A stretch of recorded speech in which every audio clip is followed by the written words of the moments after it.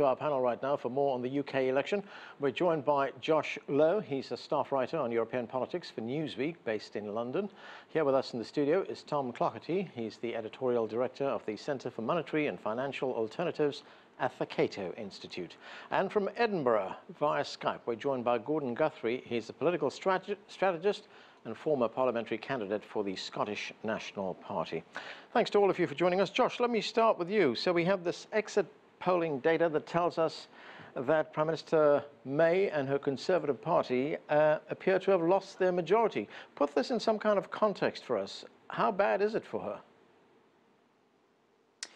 It would be extraordinarily bad. I mean, you've got to remember the only reason for this election being called. There was no sort of non-partisan reason to call this election, even explicitly in her own words. This was an election designed to give Theresa May a commanding majority so that she could negotiate Brexit. She said that the opposition parties were trying to stop Brexit. She wanted to deliver a crushing Conservative majority so that she could push through everything that she wanted. So if she gets anything less really than a majority of kind of 50, 30 or 50, it would look a little bit shaky for her. A hung parliament would be catastrophic. That said, as your report mentioned, the initial results, we've only had a few so far, are looking better for her than the exit poll does. We may end up with a situation where the poll is wrong and where Theresa May is safe. But even so, she's had a shaky campaign. This looks like a shaky result, and it's not looking like a good night for her. Tom, what do you make of it? It's a big shock. I mean, I took an average of the last round of opinion polls this morning that suggested the Conservatives 7 or 8 points ahead. It suggested the Conservatives probably coming in with a majority around 50.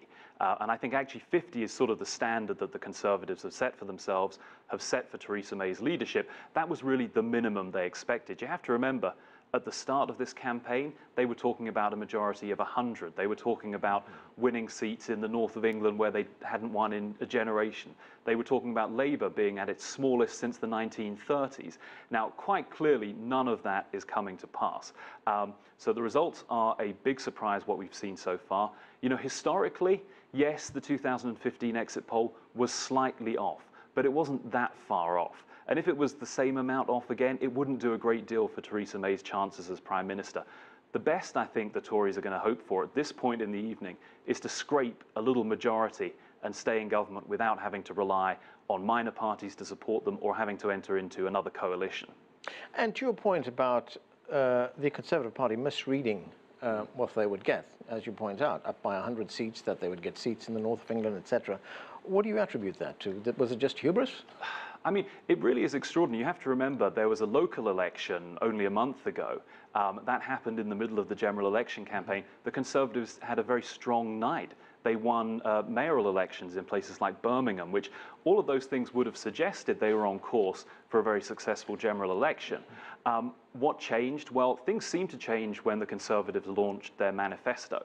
I think it's widely seen as a disaster. People will dispute just how much of an impact it actually had, but it certainly didn't do the Conservatives any favours. I think there were two big problems. First of all, Theresa May alienated a lot of her own supporters, and if you read the blogs and below-the-line comments, there's a lot of Tories saying, this is the only time I'm not going to vote for a Conservative. We hate what's in this manifesto. At the same time, she U-turned on the one big commitment she'd made within 2 or 3 days. And this whole election campaign, it started off as vote for Theresa May's team. They didn't say Conservative anywhere. This was the most presidential election I think we've ever had in Britain. It was all about Theresa May. The goal was to draw a contrast between her strength and stability, supposedly, and Jeremy Corbyn, coalition of chaos is what they kept saying. Now, I think what's happened actually is Theresa May undermined her strong and stable platform over that manifesto U-turn. I think then what happened as well is that Jeremy Corbyn actually outperformed all expectations.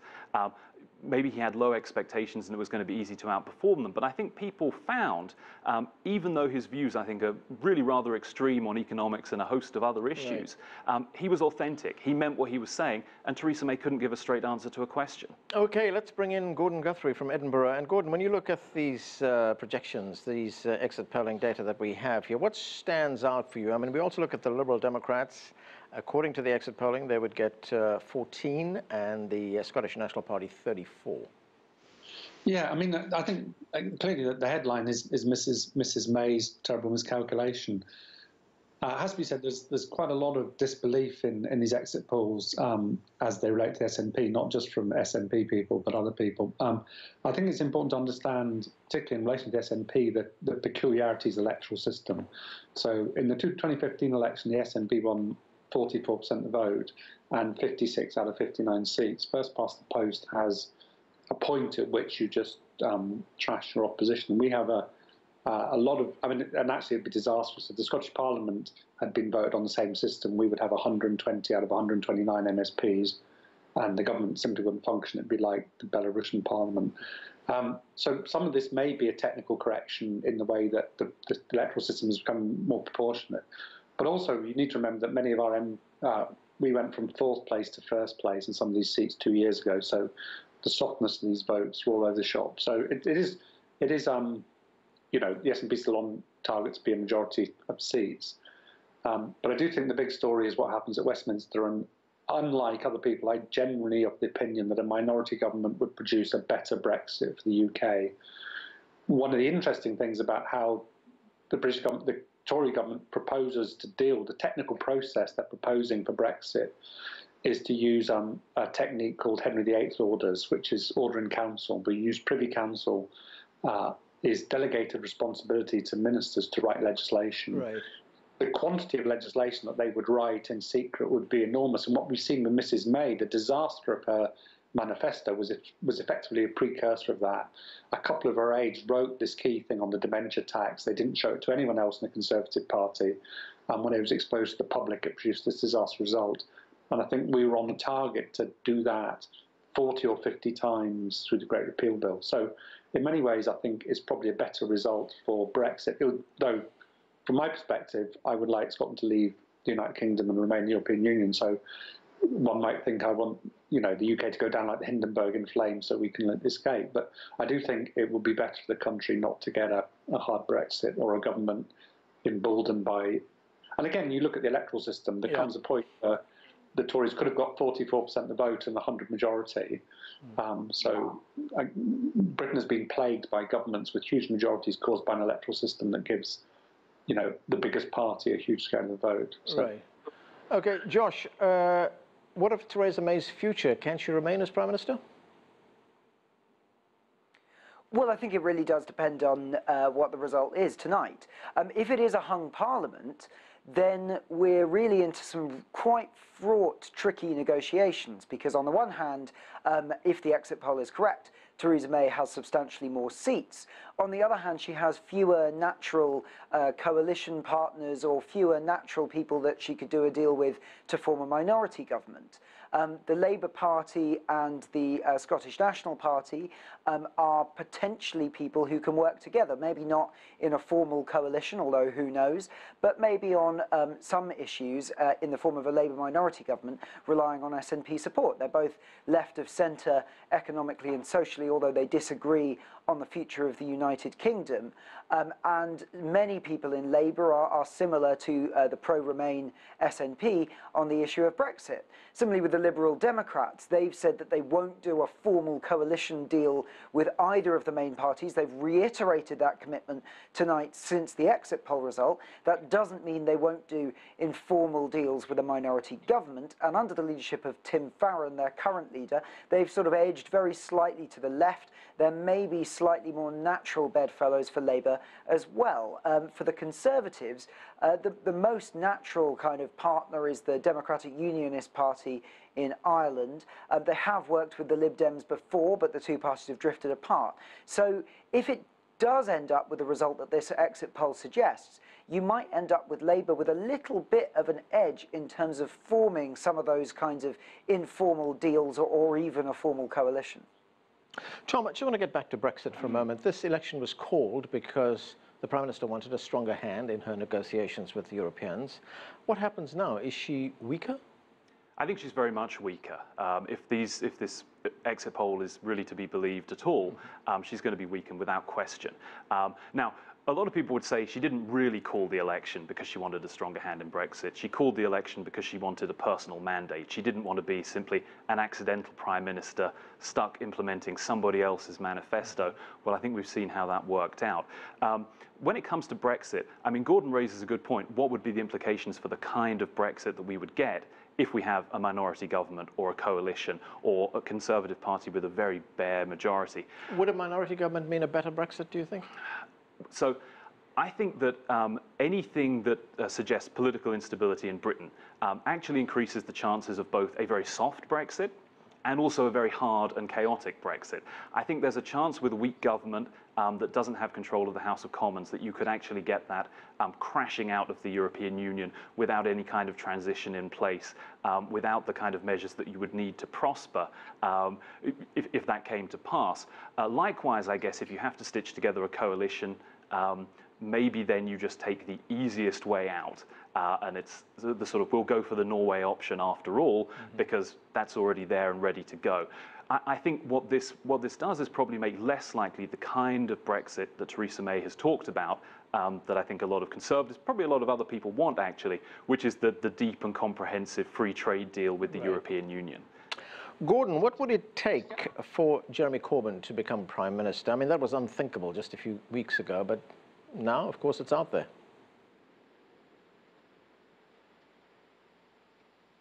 So is that Josh or me? No, that was for you, Gordon. Yeah. Oh, sorry.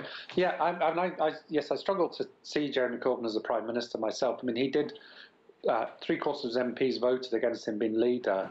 His party went into this election thinking that they were going to split on the day of the election when he lost very badly.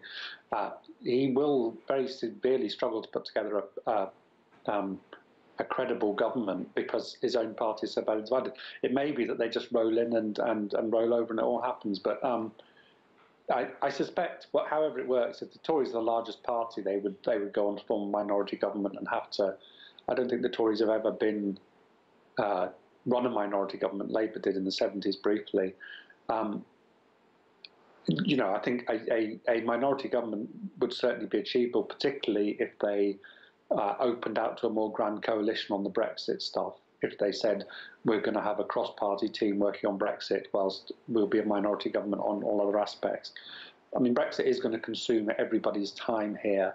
And when you look at the degree and complexity of the deal, the logical way to get a non-chaotic Brexit is to agree up front a transitional period with the European Union over which the deal will be sorted. And the reason that the Tories are very much against that is the underlying thing is that would require continuation of free movement of people and the European Court of Justice for an extended period of time, and also some payments. Certainly from my perspective, as somebody who wants the best relationship with Europe, I think that would be the right way to go to a transitional deal and just slow this down. We did seem to be hurtling towards not one. So I generally come back to your question. Who knows? I mean, who knows if Labour's fractures would heal enough for Jeremy Corbyn to be able to put together a credible government?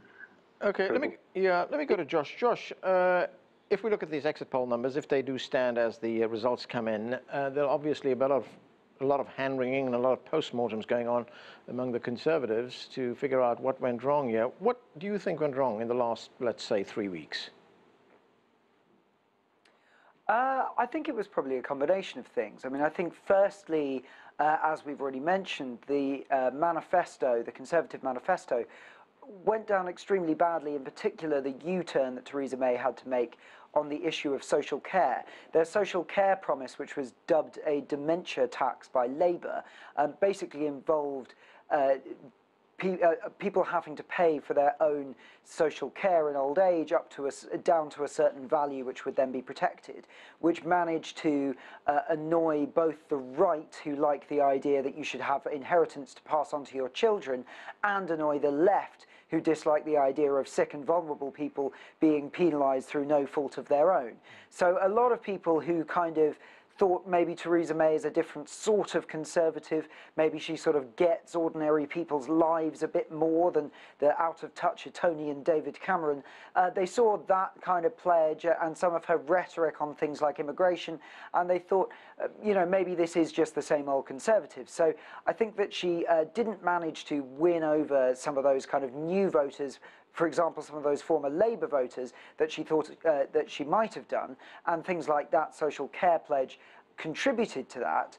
I also think that maybe the Conservative attack campaign against Jeremy Corbyn was slightly badly pitched. Their main line of attack against him was to do with alleged support for extremist organisations, particularly the IRA, which, however much truth there was in it, and some of it was more valid than others, happened sometime in the past. Now, we'll wait and see what happened, but if Jeremy Corbyn's support has indeed held up, if he has indeed boosted Labour support, a lot of that has come from young voters for whom the IRA is, many of them, that's just sort of 3 letters. They don't really know who that is. And however valid the criticism of of Jeremy Corbyn might have been, the Tories weren't kind of landing the blows on him that they thought they might have been. Right. Tom, of course, in the last 3 weeks, we also had those 2 devastating and very tragic terrorist attacks in Manchester and London. Did they affect this vote at all, do you think? It seems not. I mean, you would assume, I think, that that kind of terror attack, that kind of scare at home, would tend to boost the incumbents. I think that it would make sort of people cling to nurse for fear of something worse, if you know, as the old expression goes. I think also the Conservatives have the stronger platform on security issues. You can pick holes in various parts of that, but certainly Theresa May, as an experienced Home Secretary, as an incumbent Prime Minister. Well, she was blamed as Home Secretary for cutting back on the police force, while putting a lot of money into the security and intelligence services. So it's, you know, it doesn't look like it's actually swung things. I thought, if anything, it would probably push things towards the Conservatives. That obviously hasn't happened based on the exit poll. I think the Conservatives' biggest mistake here, and it was just mentioned, focusing on attacking Jeremy Corbyn. They really thought he was God's gift to the Conservative Party in this election, that they would win a huge majority, they would win places they could never dream of winning before because Jeremy Corbyn was so unelectable. And I think that was a huge mistake because Theresa May turned out not to be everything she was cracked up to be in the campaigning and personality stakes. And what's more, they gave up on their absolute trump card, which is the economy. You know, Ed Miliband was a much more competent Labour leader, seemingly a better campaigner. They hit him again and again and again on the economy in 2015, and they got a shock majority out of it. They gave up on the economy in this election. They thought it was all personality.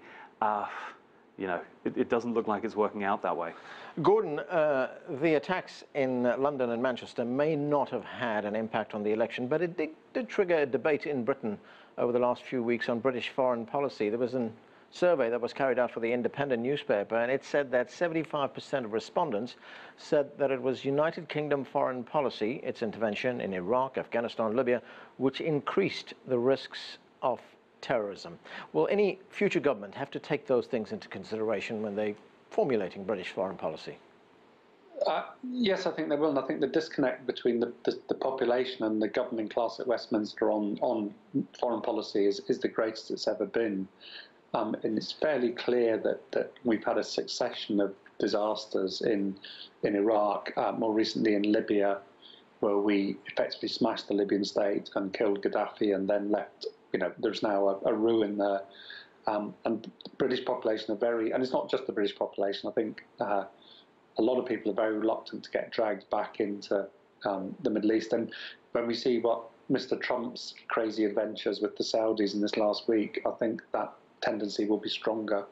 And so I think there is a defensive mechanism where people feel that these things are containable and have happened, and have been grotesque tragedies. The massacre of teenage girls in Manchester is unforgivable. But there is a feeling that these things, the acts that cause these things, are prior to this election. And Jeremy Corbyn wouldn't have affected that. And in some ways, Jeremy Corbyn's benefited from that for opposing the Iraq war so very strongly. Even though it has to be said, some of his bedfellows in the Stop the War coalition are decidedly unsavoury. Josh, even at this early stage, the media and the pollsters are already taking a beating. Did they get it wrong? Well, if the hung parliament is borne out, then many of them did, although some props should go to the pollster YouGov, who've been predicting a hung parliament in their projection for the Times newspaper. And there have been, the odd couple of commentators who've said, well, maybe this will be closer than we thought. But yeah, it looks like basically people completely underestimated Jeremy Corbyn. And I think part of the reason for that is that in the midst of what was unquestionably not the most competent leadership of a party, he certainly has not been very good at sustaining party unity, not until the campaign been good at those kind of what have been recently considered very important political attributes, things like performing in the media, getting out a clear message. The policy platform that he has been putting forward has contained within it many measures that are popular and that the media often forgets are popular. Things like pushing back against the idea of interventionist foreign policy. Many in the media and mainstream politics would disagree with that. Many in the public would agree with it. Things like renationalising the rail network. Many in the media and in the mainstream parties would vehemently disagree with that. Many in the public would agree with it. So what was effectively a kind of a left-wing populist agenda, the thing about populism is that it can be popular, and it's easy for those in the kind of policy wonk bubble of Westminster to forget that. Tom, very quickly, just got a few seconds left. For the sake of our international viewers, what's the mechanics of who becomes the next Prime Minister? Would Theresa May be invited to form the next government because the Conservatives have the largest number of seats? Essentially, yes. How long she remains as leader of the Conservative Party, though, I think may be open to question if these exit polls are to be believed. And she would have to get the support of smaller parties? And so it would either be a coalition, a formal partnership with another party, or a minority government on what they call confidence and supply. So don't bring down the government. All right, we have to leave it there. Thanks to all of you for joining us. That is it for this edition of The Heat. For